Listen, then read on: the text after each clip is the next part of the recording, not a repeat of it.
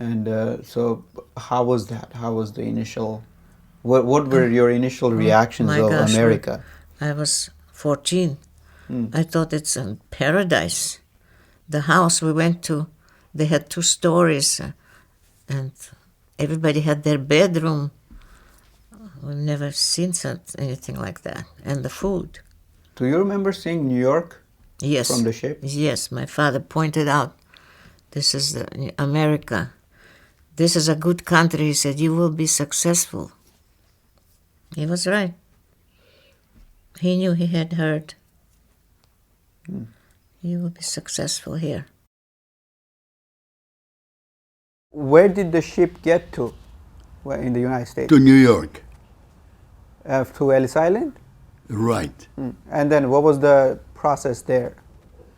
Well, the process there, I had the accordion. They wanted to make it sure I play. I had to play something on it.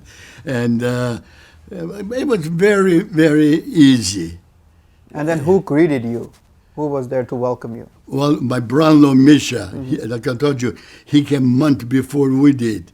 And he went, they wasn't married yet, but then, he was going with my sister.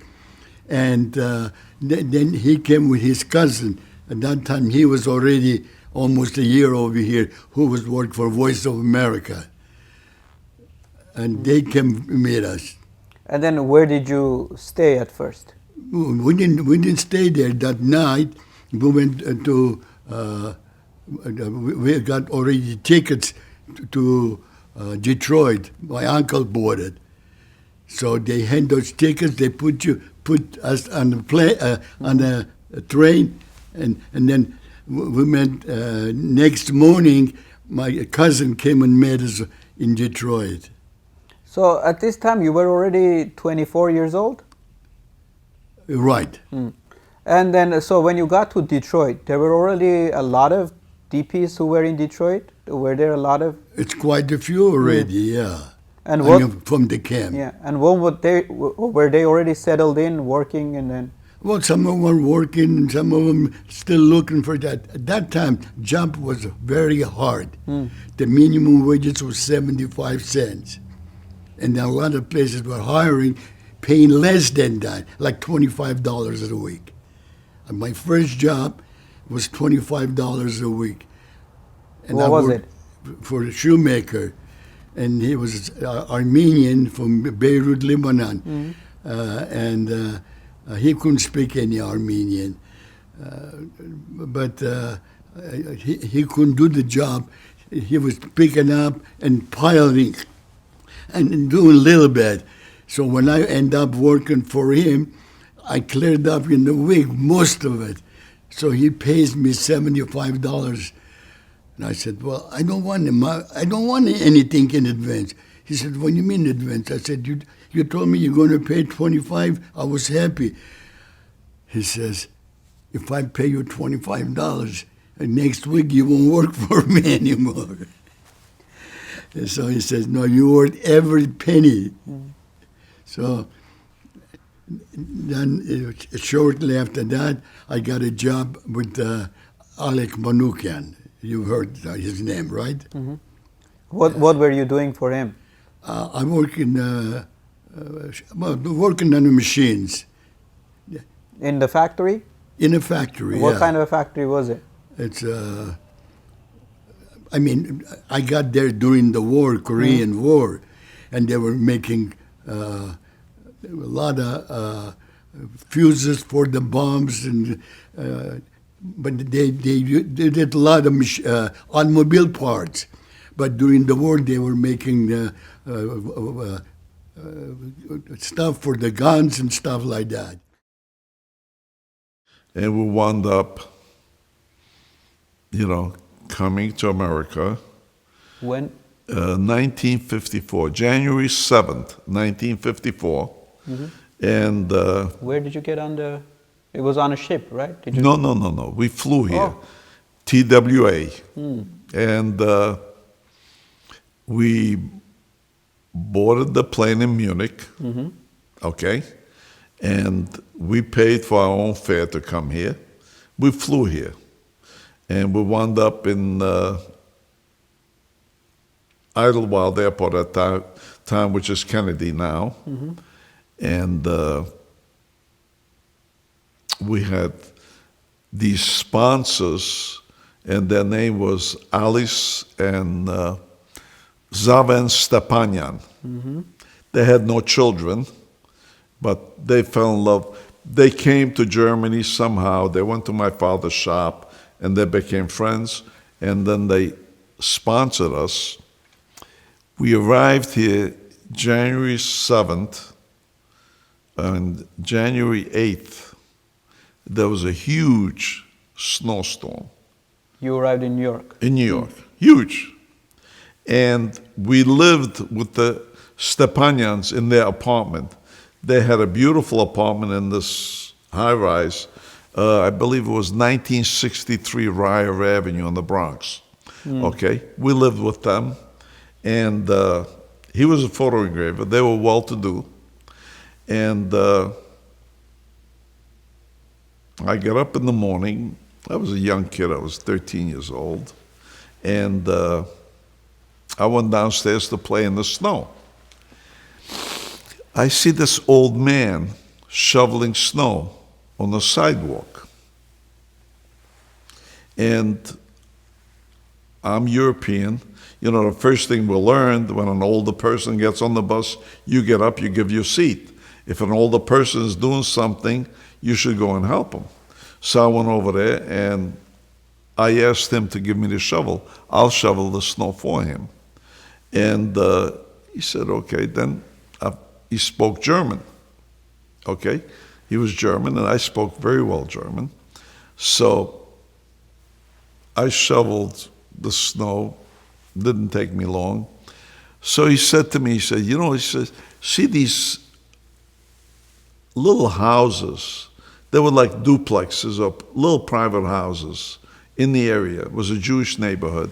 He says, why don't you go knock on the door, house to house, and shovel snow and they'll give you money.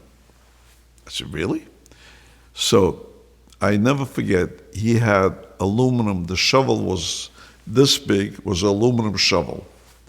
And I started like 8, 9 o'clock in the morning. And I shoveled that whole neighborhood. Okay, now remember, my father came to America with $20. The first day from shoveling snow, in tips, 25 cents, 50 cents, I made $20. Okay, I got home 11 o'clock at night, and they were panicking. They were panicking because I left 8 in the morning or whatever. They thought that I was lost or something happened to me. So I showed up. I had a pocket full of 10 cents, 50 cents, 20 cents. And I gave it to my father. And I said to my dad, I said, you know, Dad, he says, this America is a great country. He says, why? I said, they gave me money for having fun. I was enjoying. Oh, by the way, the reason I came back at 11 o'clock, that big aluminum shovel, by the time I got done, was all worn out. I would have stayed there. I would have most probably shoveled till the morning. But the shovel was this big. When I came back, there was nothing left of it. The aluminum had worn off, you know. Where did your ship stop first? New York. New York Harbor. I will never forget that.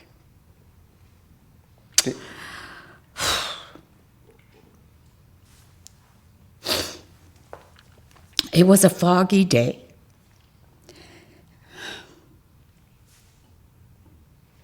Can you stop for a minute? They said we had landed. We ran on the upper deck and we looked out. There was the Statue of Liberty. Everybody cried. You were how old at this point? 12. I was so happy. And we were met by our friends, and we stayed with them, and they had sour cream. They had borscht with sour cream. In New York? in New York, sour cream was hard to come by, even in Germany. And we said, oh, smetana. Oh my God, oh my God. So, yeah. And then our life started in Brooklyn, New York. That was another page in our history book. You say you were very happy seeing New York, but wasn't there any kind of a fear of going into this completely unknown place? No. It was Never? freedom. Freedom. And what did that mean for a 12-year-old? It meant we could live without worrying, looking over our shoulders. The threat of the Russians was always there. Even in camp, I remember people were saying that, oh my God, you have to be careful what you say, because maybe somebody would spy on you and say that, you know, you're from Kharkov or you're from wherever you were from. And so you lived in fear. There was no freedom. There was no opportunities. Sure, we had some opportunities in Germany, but it was still Germany. Über alles. So to come to America was everybody's dream. There was no fear of anything. It was just, we gotta make this country our home now. And we did. Everybody did. How did it happen that you ended up coming to America? What was that story? When exactly did your family come to America? Well, my husband's family came in June 1949. They always told me they were the first 9 families. I've been reading. There may have been some families that came before that. But they came, and some of those families are still friends with us. And they were brought here by the Lutheran Church through the auspices of Ansha. And they were brought here to work in the orange groves, which for my in-laws and those families was like paradise because of the lean times that they came from. If they ever saw an orange, I'm not sure. I heard they once in a while found an apple. And my mother-in-law would say she'd cut little pieces and feed it to my husband for a week, this one apple. So you can imagine a whole grove of oranges, what that did to them. And they were overwhelmed with being in the United States. I'm sure there was a lot of ground kissing. And but there was a community of Armenians here already, and they heard about these Armenians that have come, and one by one, families would come, pay off the debt, and bring the families to Los Angeles, East LA, basically. And that's how my in-laws came to, there was a Matevosyan family, Ruben and Vartanush, and they had 2 sons, and they had a gas station, and my in-laws lived above the gas station. It was just, it was just great. And my parents, the same, they came to LA. They didn't have connections with each other once they were in the United States until later. And my father, got into business, a rubbish business, and we survived and flourished.